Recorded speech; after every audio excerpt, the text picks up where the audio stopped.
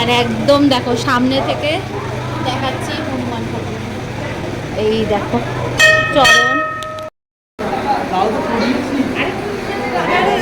আমি এখানে এসেছি সেই গন্ধে গন্ধে আমার ছোট মাছিটা চলে এসেছে। হ্যাঁ, রবিবার বিকেলবেলা ঘুরতে ঘুরতে চলে এসেছি হনুমান মন্দিরে। আর এই যে বরমশাইও এসছে।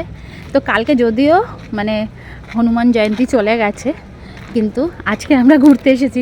আমার খুব ইচ্ছে হয়েছিল যে অনেক দিন ধরেই হনুমান মন্দিরে আসব। এটা অনেকটাই বিখ্যাত মন্দির, মাদ্রালের হনুমান মন্দির, যেটা কিনা নৈহাটি আর কাকিনাড়ার মাঝখানে, তাই তো?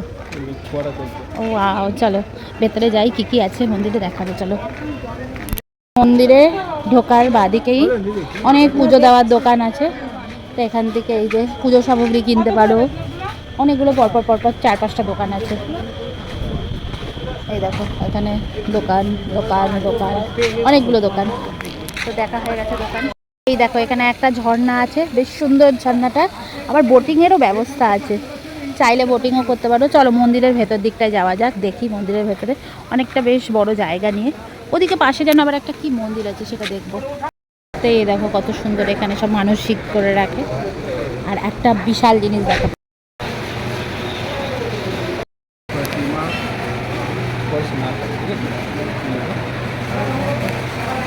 কত বড়। কেন কেন এই মন্দিরে এরকম লেখা দেখো তো। আর এই দেখো এখানে আছে হনুমানজি, আর মন্দিরে লেখাটা এরকম।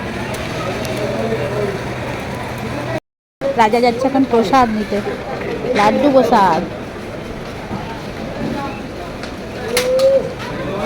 হ্যাঁ নেব, ধরো।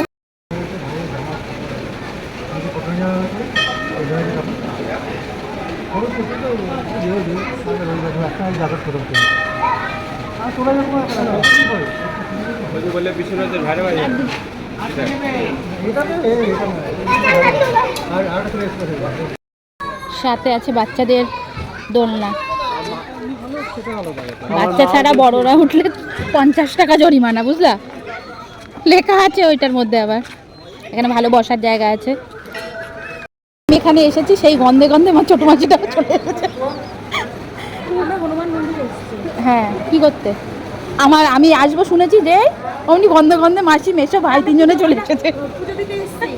হয়ে গেছে কালকে, আজকে দেখো না আমার গন্ধে গন্ধে এরা চলে এসেছে। এই কালকে যেহেতু অনুষ্ঠান ছিল তাই এখানে কিন্তু বেশ বড়ই অনুষ্ঠানের দেখো জিনিসপত্র রাখা। আর একদম দেখো সামনে থেকে দেখাচ্ছি হনুমান ঠাকুর। এই দেখো চরণ। আর এখানে কালকে যেহেতু অনুষ্ঠান ছিল তাই সুন্দর করে সাজানো হয়েছে। সুন্দর